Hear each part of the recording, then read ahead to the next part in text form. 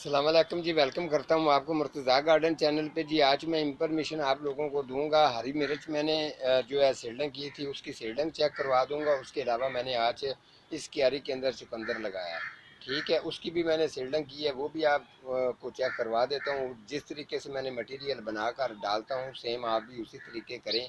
अगर आपने सील्डिंग करनी है, घर के अंदर आप सील्डिंग करते हैं तो माशाल्लाह उसका तो रिज़ल्ट नर्सरी से ज़्यादा अच्छा होना चाहिए। कुछ लोगों से सेल्डिंग ठीक तरीके से होती नहीं, या उनको इल्म नहीं होता, या वो जो नर्सरी वाले हैं ये तो अक्सर ठीक बताते नहीं, क्योंकि इनको तो बार रूटीन तो किसी को इसने काम करने देने नहीं होता। नर्सरी वालों ने सब जो है ना वो इसी तरीके से, जितने बंदा पैसे लगाता है तो वो हर चीज़ जो है मेहनत करता है, तो जब उनका रिजल्ट नहीं मिलता तो वो सारी हर चीज़ बेकार होती है।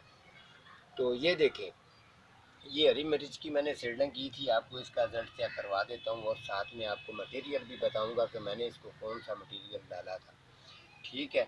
और ये देखें, और इसके साथ मैंने ये क्यारी जो है इसके अंदर मैंने सील्डिंग की है इसकी चुकंदर की।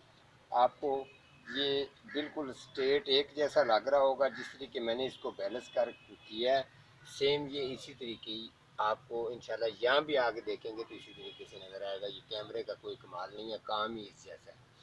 और याद रखें, डीकम्पोस्ट गोबर खाद और बालू मिट्टी दोनों को मिक्स करके आप अपने घर में पहले 2 या 3 दिन पहले उसको रख लें और पानी का शावर करते रहें। मिट्टी जो है वो हल्की हल्की सी होगी नमी में, मिट्टी डाल के उसके बाद आपके पास ये वाला फट्टा, ये जो इसको हम कहते हैं ये ठप्पा, ये आपके पास होना ज़रूरी है।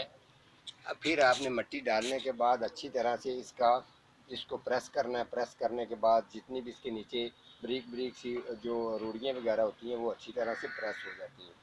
उसके बाद फिर आपने इसके ऊपर सीड रखने हैं। अगर चुकंदर की जिस तरीके मैंने सीडलिंग की है, चुकंदर का फासला कम से कम 3 से 4 इंच पर चुकंदर जो है इसका फासला रख के इसको लगाना है। इस तरीके से इसके सीड रखने हैं, हाथ के साथ गिराने नहीं, हाथ के साथ बिल्कुल एक जैसे बैलेंस के साथ आपने रखने हैं, ताकि इनका रिज़ल्ट अच्छा है। जितने ये फासले पे होंगे उतनी ग्रोथ भी अच्छी होगी और बेहतरीन किस्म का ये चलेगा। आपको बता दूं, जब आपने उसको प्रेस कर लिया, सीड आपने रख दी है, उसके बाद आपने ये वाली जो खाद है, जो आपको पता है कि मेरी लिक्विड और खाद की क्वालिटी बहुत हैवी है, ये मैंने जो अभी छान के रखी हुई है ये खाद है मेरे पास। जो खाद मैंने इसके ऊपर डाली है, इसके मुकाबले में ना तो कोई कोकोपीट वगैरह इसका मुकाबला नहीं करेगी कभी भी। ये इसके अंदर जरासीम होते हैं, इतनी अच्छी ये सील्डिंग करवाती है। ये रिज़ल्ट आपकी आंखों के सामने है।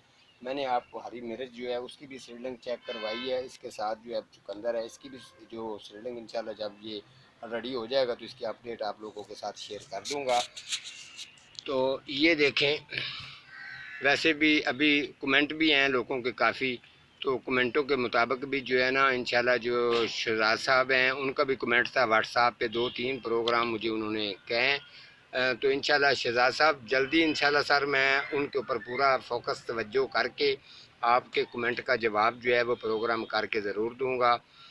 तो ये आपको बता दूं, ये ना ये ना समझना कि ये भी लिक्विड है।